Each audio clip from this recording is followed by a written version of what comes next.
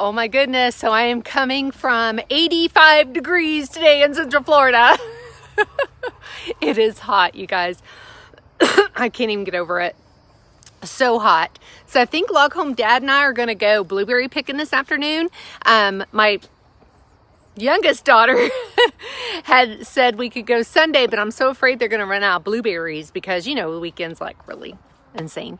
So I think we might go today and get my blueberries so I can make my jam, because I think I am out of blueberry jam officially, so I've got to get some more on the shelves. But it is a hot day, really hot. So I've already been out here and I'm just finishing up in the coop. All my babies are sitting here waiting on me. I just got to do a little bit of housekeeping. How y'all doing today? How's everybody? It's 85 here. That's supposed to be the high, and I think it says it feels like 88 or something, and I believe it because it is hot. So hot outside. And it's so funny when it's this hot, like you look out at the pavement and there's steam coming off of it because it's so hot. It's crazy. I hate it when it's like this.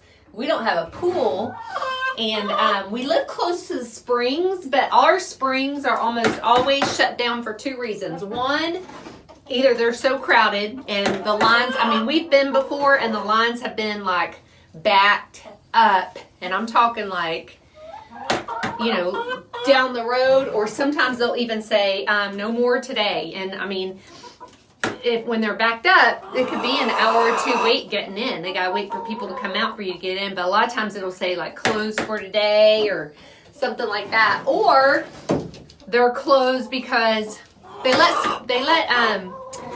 so school children come on field trips to the springs. You know, they bring bus loads of them in. Well, then they're closed for E. coli.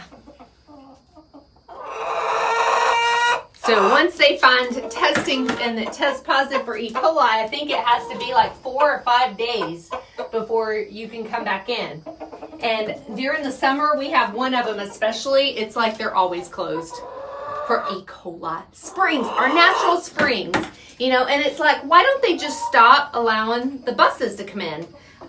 Because that's usually where I mean, of course, that's not always the case, I'm sure, because there's very irresponsible parents.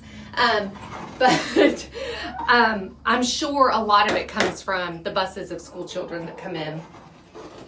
So I'm not so sure I'd want my kids going in body of water on a school trip without me anyway. Like, that just freaks me out.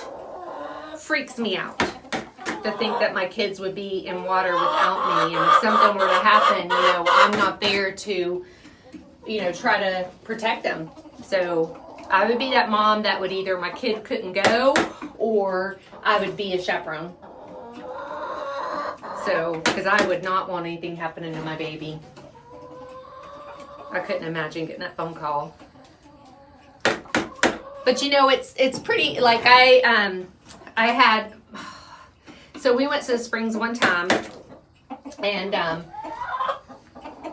we were with some people, relatives, and they were saying how the boys always, if they had to go in the water, they just pooped. And I'm like, that's just nice. And, you know, my one boy looked at his mama and said, can I poop in here? And I mean, we're in the springs, and I am like, heck no. I don't even find that funny. Our springs are so endangered as it is because of the conditions of our environment that we've done to them. And I'm like, really?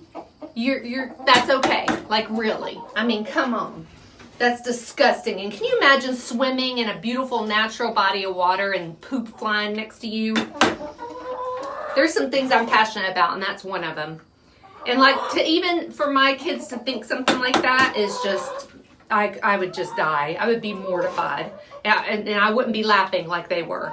I did not find that funny one bit. I am like, absolutely not. You're not even pooping in these springs. It's so disgusting. Can y'all tell I'm passionate about that? Don't poop in the springs. Oh my goodness. We don't have a scoop to poop. A scoop to scoop poop. I can't say that fast. All right, let me just brush off my... What are you doing up here, Miss Cora? You need to get down. You think I'm gonna give you some food up there? You really think I'm gonna give you some food up there? Where y'all at? Why is nobody talking to me? I'm talking to myself today. Where's all my people? Y'all ain't even talking to me. Here I am talking about poop and y'all ain't even talking back.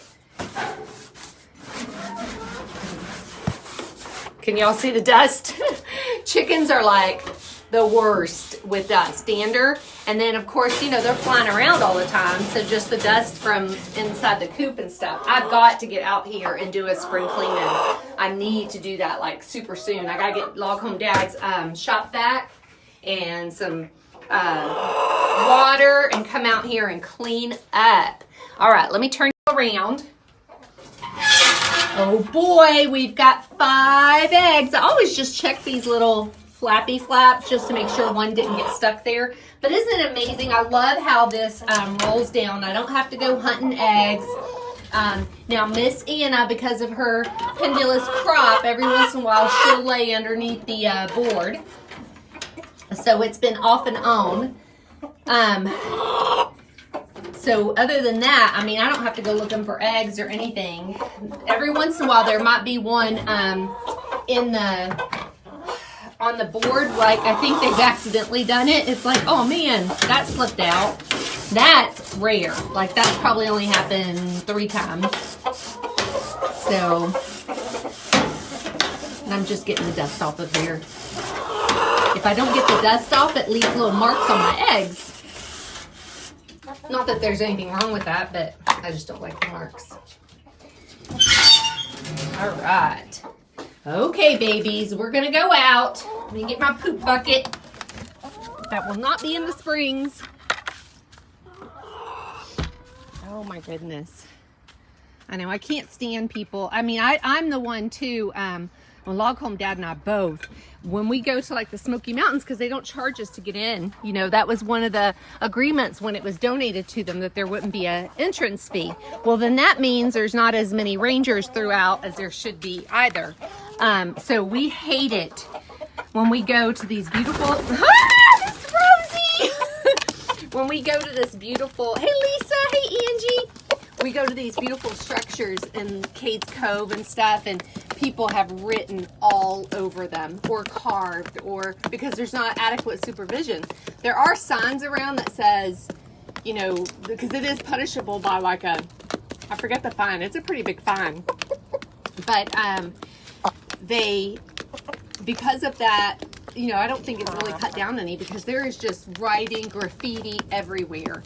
And I would never allow my kids to do that. Like, that is just, I don't know. We want to preserve it for our future, and you know that everything is shrinking anyway. They're having to sell off our lands.